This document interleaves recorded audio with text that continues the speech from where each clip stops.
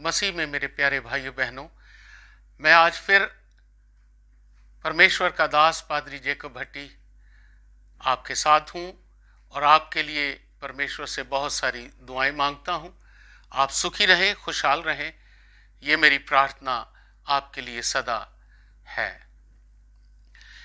आइए हम पवित्र बाइबल में से पढ़ेंगे दानियल नबी की किताब, उसका 3 अध्याय और उसके 16वें पद से लेकर 18वें पद तक, जहां ऐसे लिखा है कि शद्रक, मेशक और अबेदनगो ने राजा से कहा, हे नबूकदनेस्सर, इस विषय में तुझे उत्तर देने का हमें कुछ प्रयोजन नहीं जान पड़ता।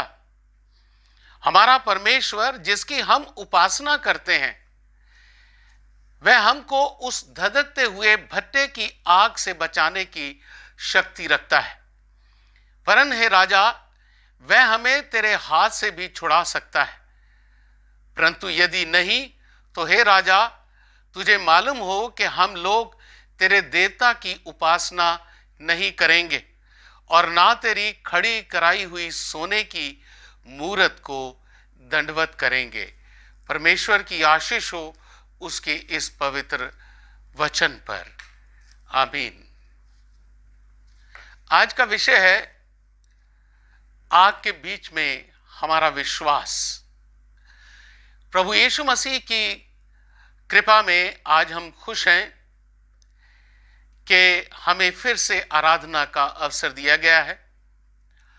खुश और आनंदित इसलिए भी हैं मेरे प्रिय भाइयों कि महामारी के बुरे असर से, निराशा, पीड़ा और असमंजस की परीक्षा से हम बाहर आ गए हैं। परमेश्वर ने हमारी आवश्यकताओं को भी पूरा किया और हमें यह एहसास दिलाया कि उसने जो वादा हमसे किया था वो पूरा हुआ, कि ना मैं तुम्हें छोड़ूंगा और ना मैं तुम्हें त्यागूंगा।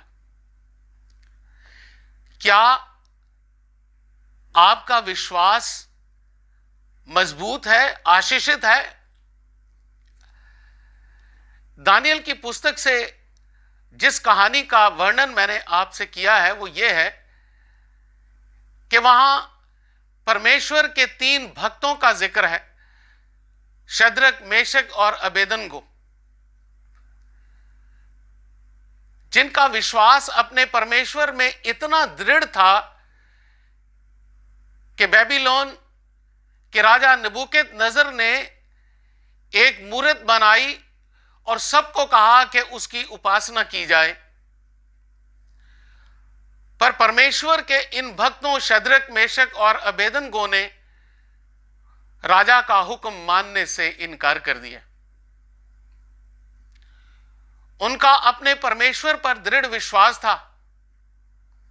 ना वो राजा के वैभव से डरे, ना उसके हुक्म के, और ना ही उसके प्रकोप से डरे। उन्हें अपने परमेश्वर पर भरोसा था। और राजा नबूकदनेस्सर ने जब उन्होंने उसका हुक्म नहीं माना तो अपने सेवकों से कहा कि इन तीनों को धधकते हुई आग के भट्टे में डाल दिया जाए। और बाइबल यह बताती है कि जिन सैनिकों ने उन तीनों को धधकती आग के भट्टे में डाला वो आप जल गए और ये तीनों अंदर आराम से परमेश्वर की प्रार्थना करते रहे। राजा द्वारा निर्माण कराई गई मूर्ति की उपासना ना करना इसलिए हुआ कि उनका विश्वास बहुत ही दृढ़ था। वो आशीषित थे अपने विश्वास में।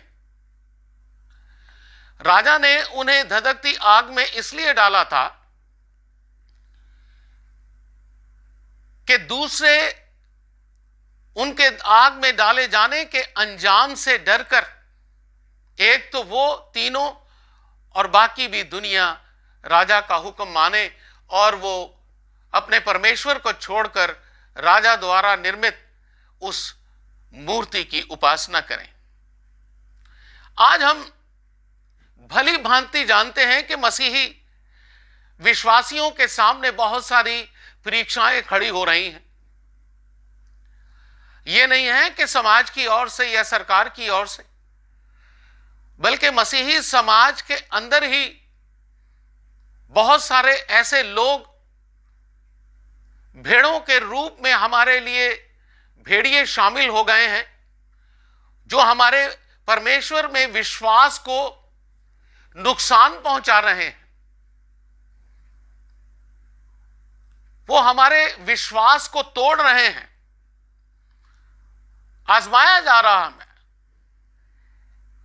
ऐसे हालात में, महामारी के हालात में हमारे विश्वास को भी और बहुत सारी चीजों के द्वारा भी आजमाया जा रहा है। बहुतों के पास काम नहीं है, गरीबी है, महंगाई है, तंगी है, मृत्यु है और अस्पतालों के लंबे लंबे बिल हैं, जिनकी परेशानियों से हम गुजर रहे हैं, जिसका फायदा शैतान उठा रहा है और भेड़ियों के रूप में भेड़ बनकर हमारे विश्वास को आजमा रहे हैं और विश्वास को नुकसान पहुंचा रहे हैं।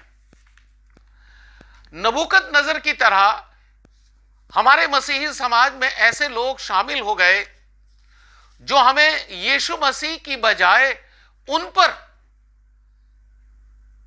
श्रद्धा और विश्वास करने के लिए कहते हैं। और इससे क्या होता है कि हम अविश्वास की आग में धकेले जा रहे हैं। क्या इन हालातों में, मुश्किल भरे परीक्षाओं में हमारा विश्वास आग में डाले गए शद्रक, मेशक और अबेदनगो की तरह पक्का है, मजबूत है, आशीषित है? क्या कलीसियाई और मसीही विश्वास में हम वफादार हैं? हमारा वफादारी अटल है? शद्रक और मेशक अबेदनगो के सामने राजा नबूकदनेस्सर ने एक चुनौती रखी थी, जो आखिर में परमेश्वर की सच्ची महिमा साबित हुई, क्योंकि उन्होंने राजा को यह कहा कि हे नबूकदनेस्सर, इस विषय में तुझे उत्तर देने का कुछ प्रयोजन जान नहीं पड़ता। हमारा परमेश्वर जिसकी हम उपासना करते हैं, वो हमको उस धधकते हुए भट्टे की आग से बचाने की शक्ति रखता है। वरन हे राजा, वह हमें तेरे हाथ से भी छुड़ा सकता है। तो मेरे प्रियो, क्या ही भला होता कि हम अपने पर और दूसरे समाज के जो सेवक अपने आप को कहते हैं और वास्तव में अपनी उपासना कराते हैं, उनकी बजाय परमेश्वर की शक्ति पर भरोसा रखते और अपने आप को परमेश्वर की इच्छा और परमेश्वर की शक्ति के अधीन करते। इस तरह का जब विश्वास होता है, पूर्ण समर्पण होता है, तो उसका परिणाम यह होता है कि हमें एक पवित्र जीवन मिलता है, जिसमें एक ऐसी शांति होती है जो हमारी या इंसान की समझ से परे होती है। अंधकार और निराशा और असमंजस भरे जीवन में भविष्य के लिए आत्मविश्वास उत्पन्न हो जाता है। आपके मेरे जीवन में ऐसे नाटकीय परिस्थितियां कई आती हैं, आएंगी, आ रही हैं, जिनमें हमारे सामने परमेश्वर पर भरोसा और उसके प्रति समर्पण को चुनौती मिलती है। आपने इन सब का कैसे मुकाबला किया? तभी मैंने शुरू में एक प्रश्न रखा है कि क्या आपका विश्वास शद्रक, मेशक और अबेदनगो की तरह पक्का है इन परिस्थितियों की आग में भी, जिनमें से हम गुजर कर परीक्षाएं दे रहे हैं? आपका और हमारा विश्वास जो है वो इतना दृढ़ होना चाहिए कि हमें ना डर हो, ना ही किसी बात की चिंता हो, क्योंकि परमेश्वर हमारी चिंता आप करता है। जिस तरीके से परमेश्वर के उन विश्वासी, तीनों विश्वासियों ने शद्रक, मेशक और अबेदनगो को परमेश्वर ने बचाया, उसने ना सिर्फ अपने आप को सर्वोच्च परमेश्वर साबित किया और यह भी बताया कि दुनिया में खड़े किए झूठे नबियों और देवताओं के सामना परमेश्वर के सामने कोई भी नहीं कर सकता। तो परमेश्वर ने साथ ही साथ मानव के प्रति व्यवहार जो है वो धीरज और धैर्य भरा दिखाया है। परमेश्वर ने नबूकदनेस्सर के घमंड और मूर्ति पूजा के लिए दूसरों को बाध्य करने और उन तीनों विश्वासियों को आग में डालने के पाप में नष्ट नहीं किया,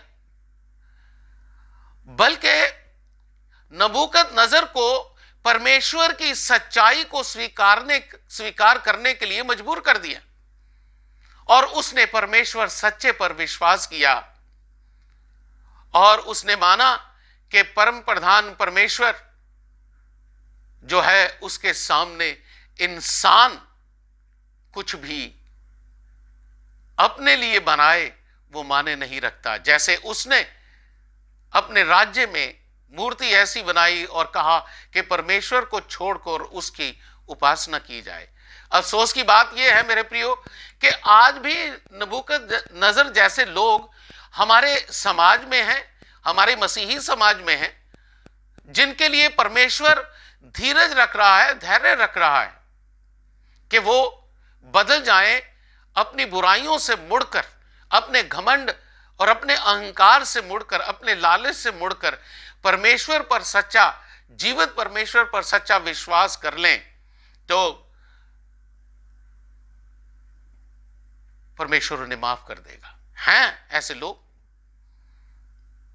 जो पुरानी मान्यताओं पर आधारित जीवन जी रहे हैं और दूसरों को भी अपने विश्वास से तोड़ रहे हैं। विश्वास कीजिए कि हमारा परमेश्वर जो है, जिसने हमें पैदा किया है, संभाला है, वो हमारी चिंता आप करता है। अगर हमारा विश्वास शद्रक, मेशक और अबेदनगो की तरह दृढ़ होगा तो वो दुनिया की हर आजमाइश, हर तंगी, हर तकलीफ, हर बुराई, हर महामारी, हर तकलीफ की आग की आजमाइश में भी हमारे विश्वास में हमें बचा सकता है। प्रभु आपको सदा बचाए और आप विश्वास कीजिए कि परमेश्वर है और उसके समान और कोई सामर्थ्य नहीं है।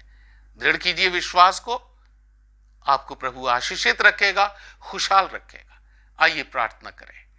हे प्रभु हमारे स्वामी, हम तेरा धन्यवाद देते हैं कि तूने आज फिर हमें ये शुभ अवसर दिया है कि हम इन परिस्थितियों का सामना करते हुए भी मसीह में अपने विश्वास को दृढ़ रखें और तेरे नाम की प्रशंसा करते हुए तुझे धन्यवाद दें। प्रभु तूने बीमारियों से हमें बचाया है, हमें दुखों, तकलीफों, गरीबी और तंगी और कष्टों से बचाकर इस योग्य बनाया है कि हम तेरा धन्यवाद करें। तो हम आज प्रार्थना करते हैं कि अपने सेवकों शद्रक, मेशक और अबेदनगो की तरह हमारे विश्वास को इस तरीके से दृढ़ कर कि हम तुझ अपने जीवित परमेश्वर में जो हमारा विश्वास है उसको किसी के बहकावे में आकर कमजोर ना होने दें। तेरा आत्मा हमारी मदद करे, हमारी बीमारियों से हमें छुटकारा दे, हर गरीब तंगहाल लोग पर अपनी रहम कर। प्रभु जी हमारे देश की में से महामारी से छुटकारा दिला। हम अपने नेताओं के लिए, सेव करने वालों के लिए, डॉक्टर, नर्सिस के लिए, हर एक के लिए, सहायता करने वालों के लिए प्रार्थना करते हैं कि उन्हें तुझ पर भरोसा हो और वो जाने कि इंसान को जो प्यार नहीं करता है, उनकी सेवा नहीं करता है, वो परमेश्वर को भी सेवा प्यार नहीं कर सकता। तो हमारे परमेश्वर, आज की आराधना में हिस्सा लेने वाले तेरे सेवकों पर तेरी ऐसी कृपा हो कि उनका विश्वास बढ़े और वो कभी कमजोर ना हो, उन्हें कोई बहला फुसला कर दूसरी तरफ या उनके विश्वास से तोड़कर अविश्वास में ना ले जाए। शैतानी कामों से सबको बचाइएगा। आज की आराधना सबके लिए मुबारक हो। हमारी प्रार्थना है प्रभु जी कि सबका भला हो, सबको चंगाई मिले, हर एक की मनोकामना पूरी की जाए, चाहे वो विश्वासी हो चाहे अविश्वासी हो, सबको प्रभु जी विश्वास के रास्ते पर मोड़ लाइए। हम चाहते हैं कि सारी दुनिया से महामारी समाप्त हो जाए और सब जाने के पापों का पश्चाताप करके जीवते परमेश्वर की उपासना कर सकें। हमारी प्रार्थना सुन लीजिए प्रभु यीशु मसीह के नाम से, आमीन। आए हमारे बाप, तू जो आसमान पर है, तेरा नाम पाक माना जाए, तेरी बादशाहत आए, तेरी मर्जी जैसे आसमान में पूरी होती जमीन पर भी हो। हमारे रोज की रोटी आज हमें बख्श दे, जैसे हम अपने कसूरवारों को माफ करते हैं, तू भी हमारे कसूर माफ कर। हमें आजमाइश में न पड़ने दे, बल्कि बुराई से बचा, क्योंकि बादशाहत, कुदरत और जलाल हमेशा तेरा है, आमीन। अब हमारे प्रभु यीशु मसीह का अनुग्रह, परमेश्वर पिता का प्रेम और पवित्र आत्मा की सहभागिता आप सबके संग आज से लेकर हमेशा तक रहे, आमीन।